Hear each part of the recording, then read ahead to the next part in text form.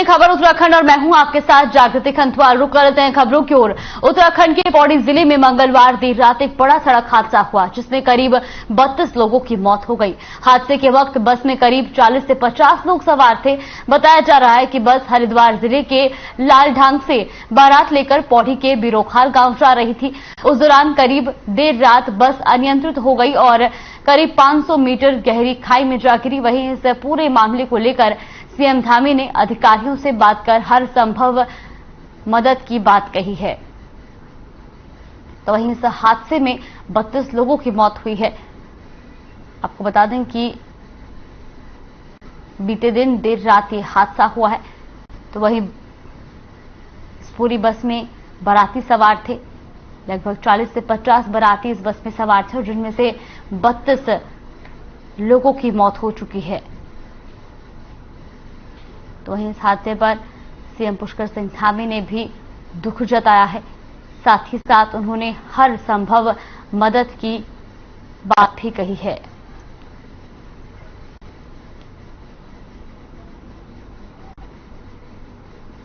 उत्तराखंड के पौड़ी गढ़वाल जिले में बारातियों से भरी बस मंगलवार को देर शाम खाई में गिर गई। इस बस में करीब 45 से 50 लोग सवार बताए जा रहे हैं। घटना की सूचना मिलते ही रेस्क्यू अभियान शुरू कर दिया गया। इस हादसे में अब तक 25 लोगों की मौत हो चुकी है, जबकि अभी तक 21 लोगों का रेस्क्यू किया जा चुका है। तो वहीं मुख्यमंत्री पुष्कर सिंह धामी और पूर्व मुख्यमंत्री रमेश पोखरियाल निशंक भी सिमड़ी गांव पहुंचे हैं, जहां उन्होंने पौड़ी गढ़वाल बस हादसे के घटनास्थल का जायजा लिया। इसी दौरान सीएम ने राहत और बचाव कार्य का भी जायजा लिया।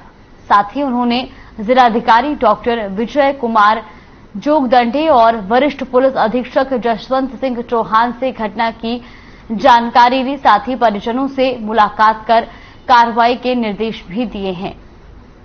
पौड़ी से एक खबर आपको बता रहे हैं, जहां बीते दिन पौड़ी में हुए सड़क हादसे के बाद सीएम धामी भी घटनास्थल पर पहुंचे, जहां पर उन्होंने राहत बचाव कार्य का जायजा लिया। वहीं आपको बता दें कि इस हादसे में लगभग 32 लोगों की मौत हुई है और 40 से 45 लोग इस बस में सवार थे। तो वहीं बारातियों से भरी ये बस हरिद्वार के लालढांग से बिरोखाल गांव जा रही थी।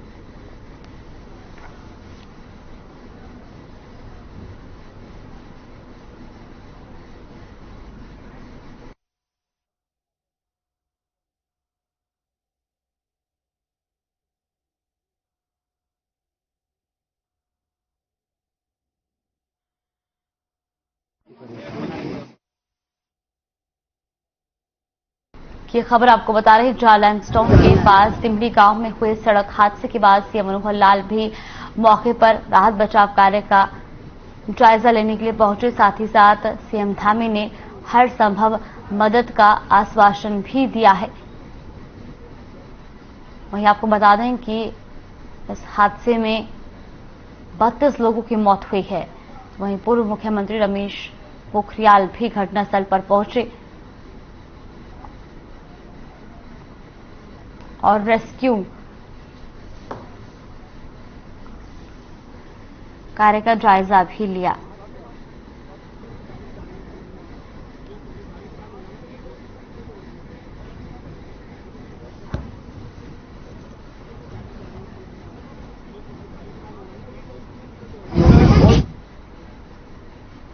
पौड़ी जिले में बस दुर्घटना की सूचना मिलते ही मुख्यमंत्री पुष्कर सिंह धामी सचिवालय स्थित आपदा कंट्रोल रूम पहुंचे। मुख्यमंत्री ने अधिकारियों से दुर्घटना के बारे में विस्तार से जानकारी ली। मुख्यमंत्री ने डीएम पौड़ी से फोन पर बात कर उन्हें पूरी सतर्कता के साथ राहत और बचाव कार्य करने के निर्देश भी दिए। तो साथ ही मुख्यमंत्री ने राज्य आपदा कंट्रोल रूम के अधिकारियों को हालात पर लगातार नजर बनाए रखने और जिले के अधिकारियों से लगातार संपर्क में रहने के निर्देश दिए। साथ ही कहा कि शासन स्तर से हर संभव सहायता उपलब्ध कराई जाए। तो सीएम धामी आपदा कंट्रोल रूम पहुंचे। पौड़ी जिले में बस दुर्घटना की सूचना मिलते ही वो आपदा कंट्रोल रूम पहुंचे, जहां मुख्यमंत्री ने अधिकारियों से दुर्घटना के बारे में विस्तार से जानकारी ली। साथ ही मुख्यमंत्री ने डीएम पौड़ी से फोन पर बात कर उन्हें पूरी सतर्कता के साथ राहत और बचाव कार्य करने के निर्देश भी दिए। मुख्यमंत्री ने राज्य आपदा कंट्रोल रूम के अधिकारियों को हालात पर लगातार नजर बनाए रखने और जिले के अधिकारियों से लगातार संपर्क में रहने के निर्देश दिए। साथ ही कहा कि शासन स्तर से हर संभव सहायता उपलब्ध कराई जाए।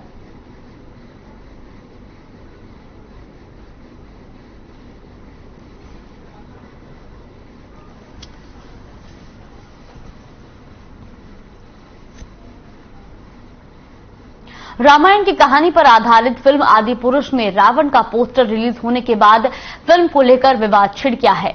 आपको बता दें कि जिसके बाद हरिद्वार में साधु संतों ने भी फिल्म में रावण और दूसरे पात्रों के लुक को लेकर आपत्ति जताई है।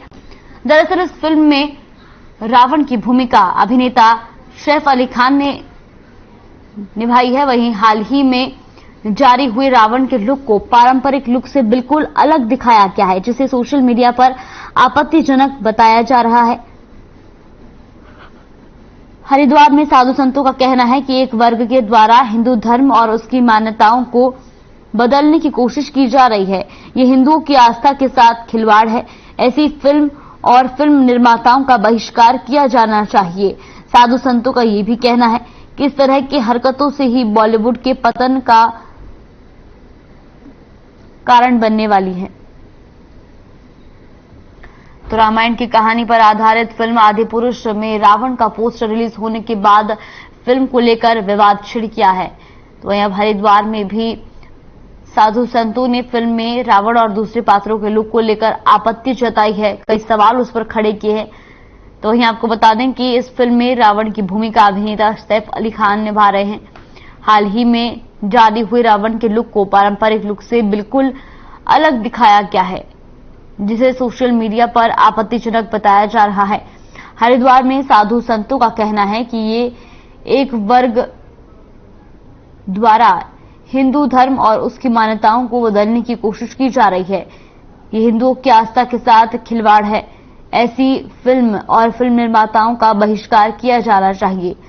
साधु संतों का ये भी कहना है कि इस तरह की हरकतों से ही बॉलीवुड के पतन का कारण बन रहा है।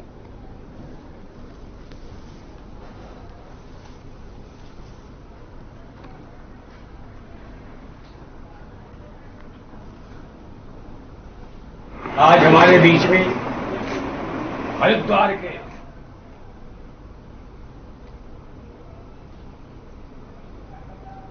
और सभी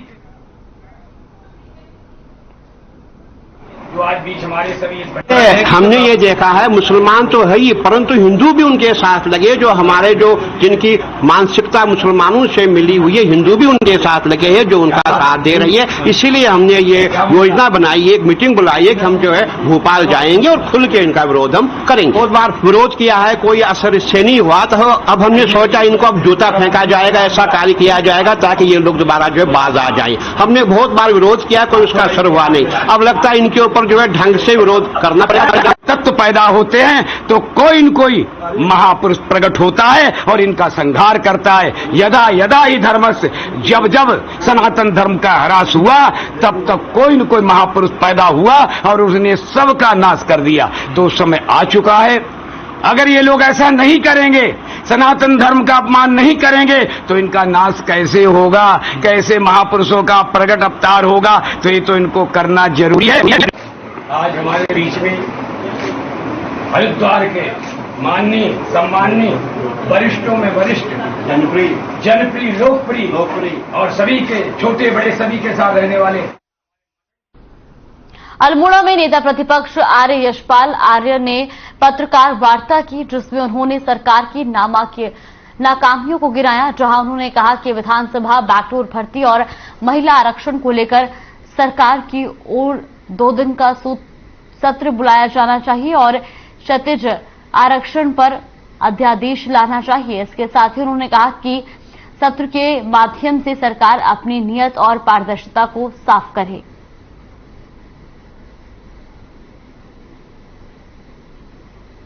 तो अल्मोड़ा से खबर आपको बता रहे हैं,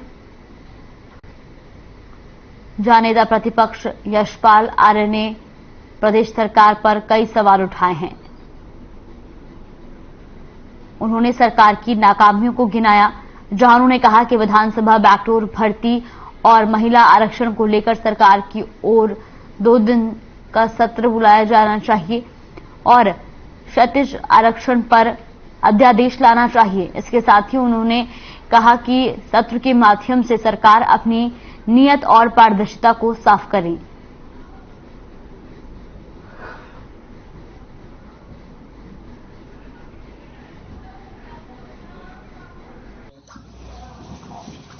चाहे कानून व्यवस्था हो, प्रसन्नता की अपराधियों का पूरा अपराधियों को पूरा संरक्षण आना कीजिए। और हमारा अगर सरकार, हम सरकार से ये भी मांग कर रहे हैं कि 2 दिन का विशेष सत्र भर्ती घोटालों में जिसे सरकार संलिप्त दिखाई दे रही है, कहने में कोई झिझक नहीं है, अब इस जाहिर हो चुका है। और दूसरी तरफ जो महिला क्षैतिज आरक्षण जिसको हाईकोर्ट ने रोक लगा दी, वर्तमान राजनीतिक परिस्थितियां हैं, तो सरकार की नाकामियां हैं, तो सरकार की विफलताएं हैं। उत्तराखंड अधीनस्थ सेवा चयन आयोग पेपर लीक मामले में आरोपित हाकम सिंह रावत की अवैध बिल्डिंग का ध्वस्तीकरण के लिए टीम भेजी। तहसील मोरी के सकरी में स्थित रिजॉर्ट के वन भूमि पर अतिक्रमण को लेकर मंगलवार को प्रशासन ने ध्वस्तीकरण की कार्रवाई के लिए राजस्व विभाग और गोविंद वन्य जीव विहार संयुक्त रूप से नाप जोख में वन विभाग के मुनारे क्षतिग्रस्त पाए गए। राजस्व की अतिक्रमण भूमि की नाप जोख कर चिन्हित किया। वहीं वन विभाग ने क्षतिग्रस्त मुनारों की पुनः मरम्मत कार्य किया। वन भूमि के अवैध अतिक्रमण को लेकर चेतावनी बोर्ड लगाए गए और अतिक्रमण की गई भूमि को सील किया गया था। तो देहरादून से खबर आपको बता रहे, जहां अवैध अतिक्रमण पर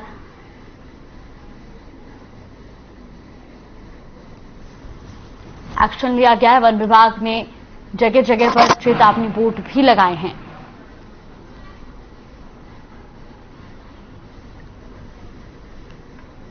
तो उत्तराखंड अधीनस्थ सेवा चयन आयोग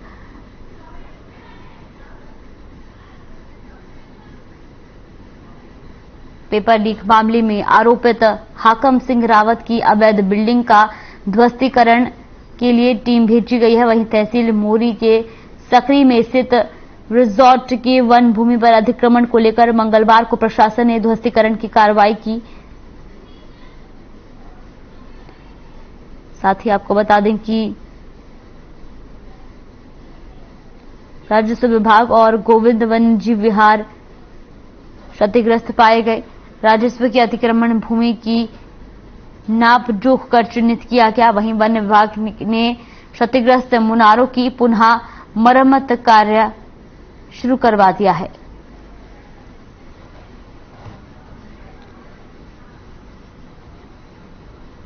उत्तरकाशी द्वारा एसडीआरएफ उत्तराखंड को सूचित किया गया कि जनपद उत्तरकाशी में नेहरू पर्वतारोहण संस्थान निम में प्रशिक्षण प्राप्त कर रहे 29 प्रत्याशी डोकरानी बामक ग्लेशियर में एवलांच की चपेट में आने से वहां फंसे हुए हैं। सूचना पर मणिकांत मिश्रा सेना नायक एसडीआरएफ के दिशा निर्देशन में एसडीआरएफ के रेस्क्यू में पारंगत माउंटेनियरिंग टीम आवश्यक रेस्क्यू उपकरणों के तत्काल पोस्ट शस्त्रधारा से हेली के माध्यम से घटनास्थल के लिए रवाना हुई। इसके साथ ही उज्जैली उत्तरकाशी में व्यवस्थापित एसडीआरएफ की अन्य टीम भी घटनास्थल के लिए रवाना हुई, जिसे मातली हेलीपैड पर रेस्क्यू हेतु रोका गया। इसके अतिरिक्त शस्त्रधारा हेलीपैड पर एक मॉनिटरिंग टीम तैयार हालत में है, जो आवश्यकता होने पर उच्च अधिकारियों के दिशा निर्देश में तत्काल घटनास्थल के लिए रवाना होगी।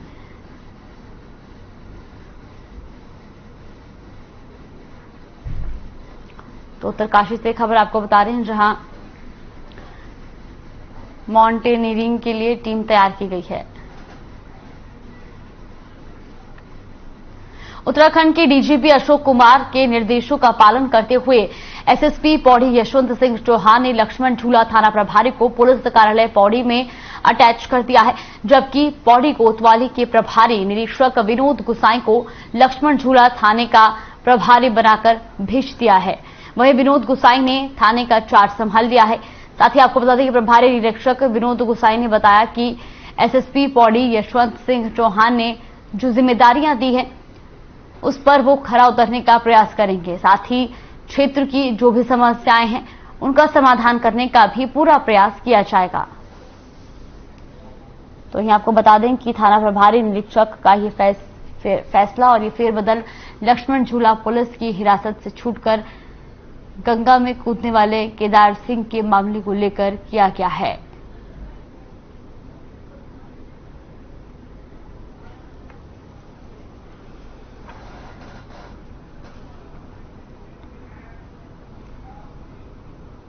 देहरादून रेलवे स्टेशन पर दून टैक्सी ओनर एसोसिएशन के पदाधिकारियों ने अपनी मांगों को यात्रा समिति के सदस्य गीता ठाकुर को ज्ञापन सौंपा।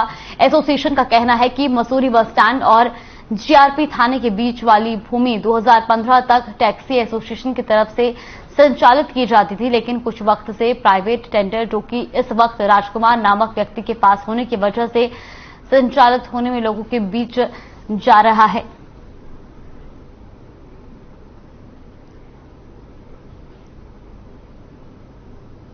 प्रभारी निरीक्षक विनोद गुसाई ने बताया कि एसएसपी पौड़ी यशवंत सिंह चौहान ने जिम्मेदारियां दी हैं, उस पर वो खरा उतरेंगे।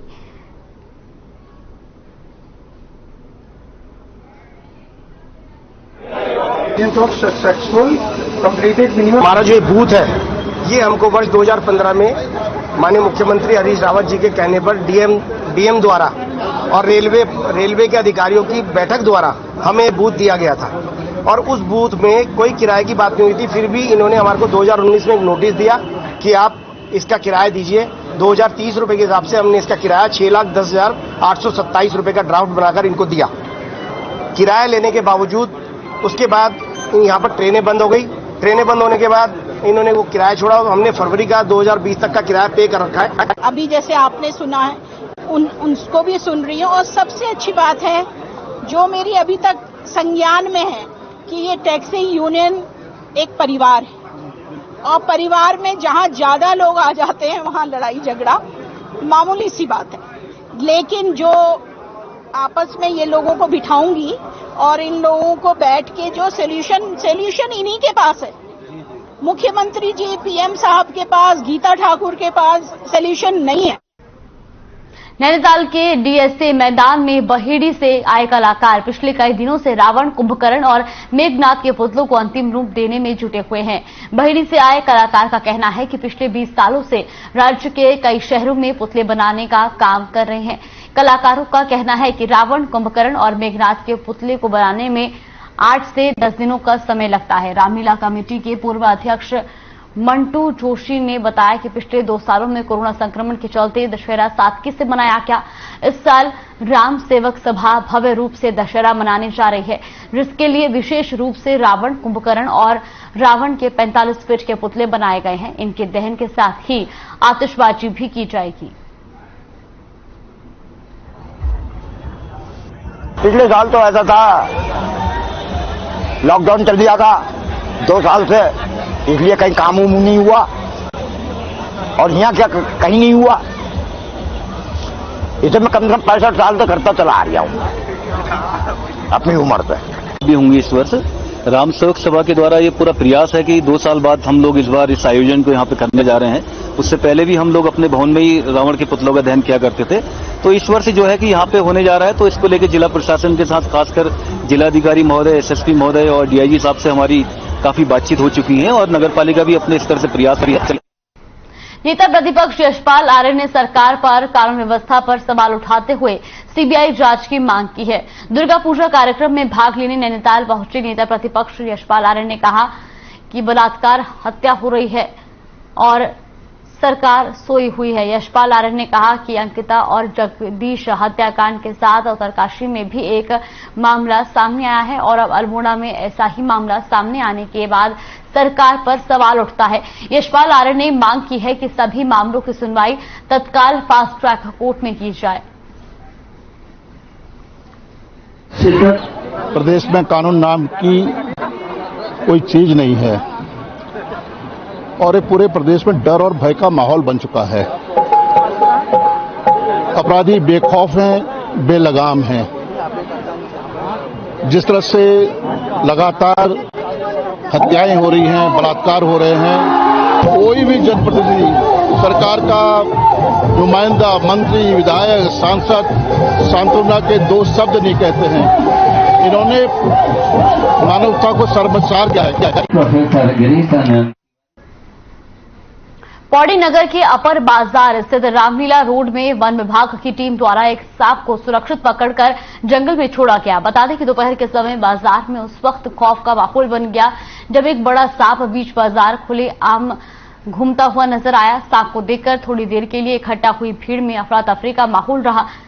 जब वो सांप एक के बाद एक दुकानों से होता हुआ फायर सेफ्टी ऑफिस में घुस गया तो जहां पर एक स्थानीय निवासी द्वारा वन विभाग को खबर देकर सांप को रेस्क्यू करवाया गया।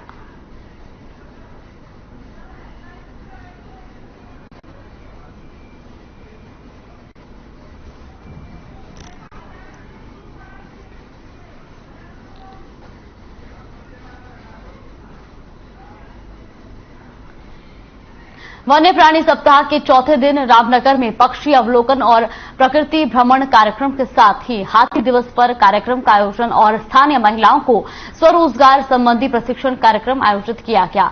कॉर्बेट टाइगर रिजर्व के आमडंडा बिरजानी रेंज में इस मौके पर बच्चों को एशियन और अफ्रीकन हाथियों के बीच फर्क भी बताया गया। वहीं कॉर्बेट टाइगर रिजर्व के पालतू हाथियों को स्कूली बच्चों को दिखाया गया। वहीं हाथियों के भोजन के लिए विशेष आहार का प्रबंध भी किया गया था, जिसमें हाथियों के लिए पटेरा घास, गेहूं का भूसा, चरी घास, दूबड़ घास, केला, गुड़ और आटे के लड्डू से निर्मित केक भी बनाया गया था। वहीं साथ ही वन्यजीव प्रेमी ने स्कूली बच्चों को पक्षियों की जानकारी भी दी।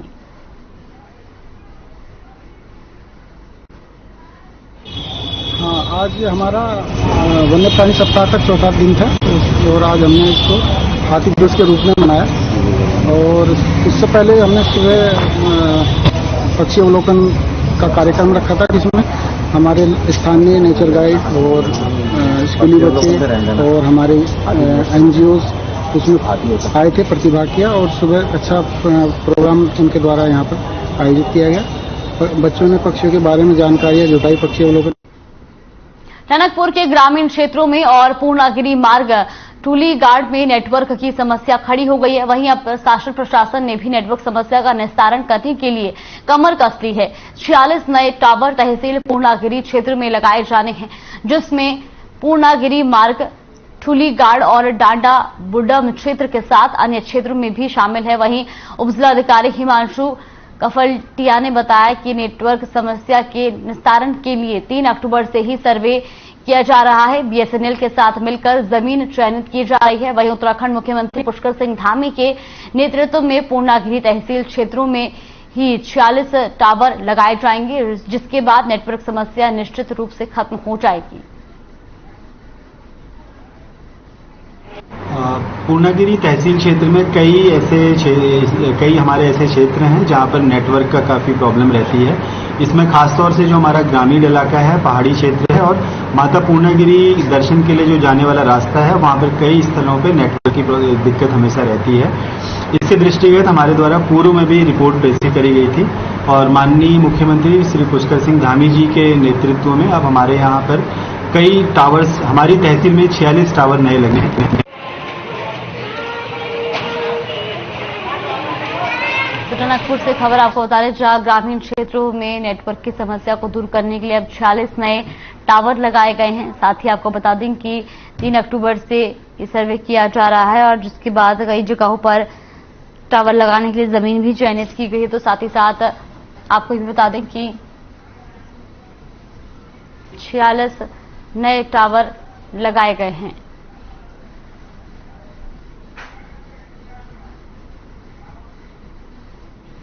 खबर उत्तराखंड में फिलहाल के लिए बस इतना ही। आप बने रहिए हमारे साथ। नमस्कार।